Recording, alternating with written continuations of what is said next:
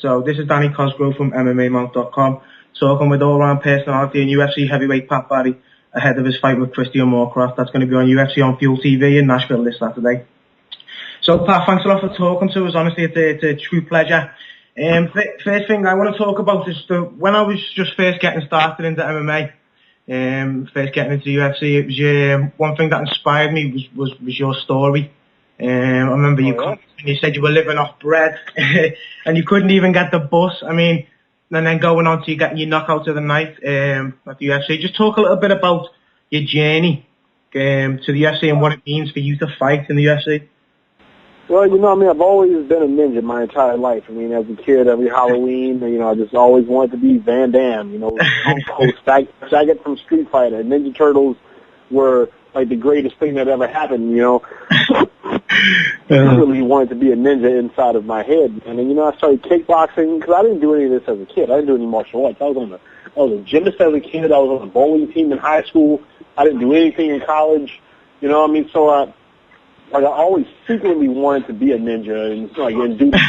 So I picked kickboxing at 23. It was a fun hobby, and the more I did it, the better I got at it. And the better I got at it, the more I loved it. Then one day I needed it, and I started doing that, man. And then, it just seemed like MMA was just a natural progression, man. And I gave it a try one day, and learning wrestling and jiu-jitsu allowed me to be a student again. It allowed me to start learning new things. I mean, you never stop learning striking.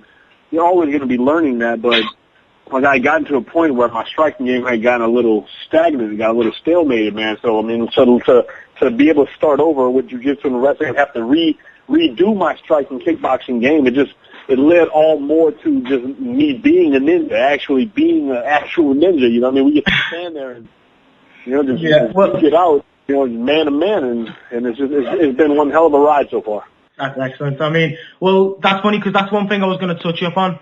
I mean, we do know how much of a ninja you are, but obviously, you've got probably the most vicious kicks in the heavyweight division, and you've pretty much rocked everyone you've fought. But the one thing that's been stopping you so far is just finishing them. You can see it with Tim Hague, Krokop, and Chet Congo. I mean, is that something you know? Tim Hague, Krokop, Chet Congo, Stephen Struve. I mean, I think I'm on the verge of breaking a record as being the first guy to lose to guys he's beating. Yeah. If you think about it, the 4 fights that I've lost in my MMA career were fights that I was winning. Yeah. Somebody wrote this on the internet. I saw this in the forum, and this was the funniest shit I'd ever seen. Somebody wrote, "If Pat Barry is kicking your ass, you're definitely going to win." Hey, man, when I read that, I was like, that is the truest statement, and that's the truest crack anyone's ever made. If Pat Barry is kicking your ass, you're definitely going to win. Well, you may be right. Man.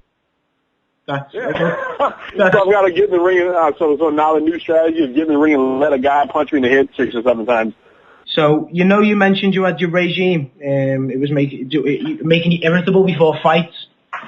And it was a great regime. Yeah, I mean, definitely with the training with Brock and the new team, with Death Punch and these guys. I mean, these guys, like, wrestlers are like the hardest dudes in the world, man. Like, you can be a kickboxer, a boxer, a football player, whatever you want to be, man. But wrestlers just seem to these dudes are just hard, angry guys all the time. And when you're around that, you find that it's not that you have to be genuinely upset or angry, but these guys just have an aggression level that's just out of this world, something that I've never had to deal with.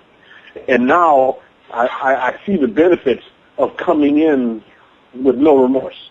I see the benefits of that. I've always known it existed, but now I'm actually seeing the benefits of coming in with no remorse for the well-being of whoever's standing across from me. Because at the end of the day, no one makes us do this. We all choose to do this on our own.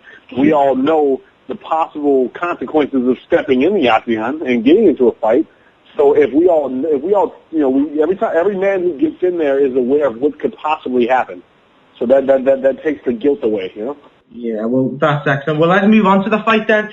I mean, Christian Moorcroft is quite a big guy. You've seen him; he's good on the ground. I mean, obviously now you're training with wrestlers. Have you been preparing for his ground game? Have you noticed any flaws in his game? Yeah, I've been able to watch his previous fights, knowing what I know of Christian. you know, as an athlete, as a fighter, as a competitor, and just as a person. Now, there are definitely holes in his game that I feel like I can capitalize on, and I've trained specifically for this fight to be able to do that, to capitalize on those holes in his game. Now, I'm sure that I've got holes in my game too that he is hoping to capitalize on himself, but you know, along with me being able to attack the weaknesses in his game, I've also been protecting the weaknesses in mine. Yeah, brilliant. What is your game plan? If you want to tell us, what is your game plan? What you're going to go in there and do? How do you see the fight finishing? The game plan for him is the same game plan for everybody else. I don't plan on the fight coming out of round one. I'm coming in, and the intention is to punch and kick you until you give up. Either you're physically incapable of continuing, or you just mentally weak and just give up. That's the plan. It's always been the game plan. Everybody, no matter who it is, don't worry about Pat Barry's awesome submission skills and his double leg takedowns. I'm coming in to hurt anybody who's standing across me and get them to verbally give up. That's the game plan as always. To get him to choose to quit. Choose to quit. That's excellent. Okay. Wow, I'm actually getting a phone call in my home. What is that? Hello? Yes, please. Okay. Nice. Hello? How about that, man? No worries. Just two more quick last questions then. No. What's your thoughts about steroids, performance-enhancing drugs in MMA? There's been a lot in the news about obviously. Oh yeah, I just recently saw that. You know what? It would be absurd to believe and think that the top-level sport doesn't have some type of advancing exactly. Whether it's a drug or some method, something to advance the sport. I mean, that's just with the evolution of sport. It would be naive to believe that doesn't exist. Do I think it should exist? I don't know. I don't really have much of an opinion, or at least I tend to fail to voice my opinion on that, because if you sit there and say, take all drugs out of sports, then imagine this. Imagine the NFL right now without, you know, just like certain things. It doesn't have to, I'm not necessarily mean steroids, but I mean, there's drugs, but then there's all types of new things that help athletes advance and take it to the next level. Yeah. Like, I don't know. So I really am torn, because is there a bad side to it? Sure. Is there a good side to it? Sure. I mean, I don't, like I said, that tends to be a question that I avoid, because I don't really know where I fall on that. I would like to believe that we as human beings can go so far and do all these different things that we can with nothing, but then, I mean, does that take into consideration like certain exercise techniques or certain workout machines or certain like ways to eat or different vitamins? I mean, how far does this go, you know? Yeah, exactly. Yeah, brilliant. I mean, one other thing is, I don't know if you've seen it, is the ESPN, what ESPN did on the fighter salaries. Now, a lot of people know, obviously including yourself, what it means for someone to be able to, you know, fight in the UFC and fight at the top level. What have you got to say to anyone who'd want to, you know, put that down and put down what the UFC are doing for their guys? The UFC has given a lot of opportunities that were not going to be given to a bunch of the athletes in the sport. Like, the UFC has really come a long way and helped the guys that would not have had this opportunity if the UFC weren't around. I mean, they really have given a lot. I know there's a lot of critique that goes on to, like, the UFC, the amount that they pay us, and what they do for the fighters. But I mean, I think people are dwelling too much on the negative. They're not looking at all the positive. Yeah. They're not looking at the good things, opportunities the UFC has given us with the exposure, with the paychecks, with the discretionary bonuses that come in like 2 weeks after that the world will never hear about. Yeah. Now, could it always be more? Sure. I think I need $1 million raise. I mean, that's just, of course, that's always going to be, no matter how much they pay us. Could they always pay us more? Absolutely, yeah, man. I don't think anyone would ever disagree with that. But I don't think, you know, people are really taking it out of context, I think, to a certain extent, man. I mean, it's not, like I said, I just think that people should focus more on the positive than on the bad. I mean, they're focusing so much on the bad side that they're overlooking all the good that comes out of it. Yeah. Well, I'll tell you something. ESPN's headline tomorrow is Pat Barry, I need $1 million raise. Pat Barry, I need $1 million. Pat Barry, I would like $1 million raise. Yeah, that's it. ESPN, they're already on it. Right. You know what? As a matter of fact, make it Pat Barry, I would like $100 million raise. Excellent. $100 million raise. I think I've earned it and I deserve it. That's it. Well, they're already on it. Now, one last question for you. Obviously, we're over here in the UK. You've got a lot of fans in the UK. How is MMA in the UK received in the States? What's your thoughts on it?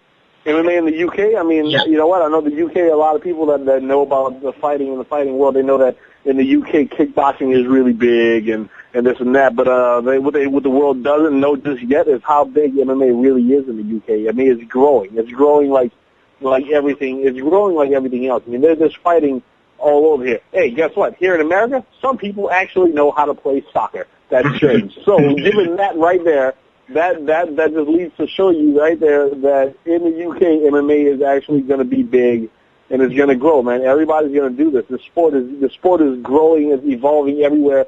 It's only a matter of time, man, before we're back to gladiator days, man, where we're in the cage fighting with weapons and lions, man. It's just coming, and the UK is going to be there like everybody else. That's excellent. That's excellent.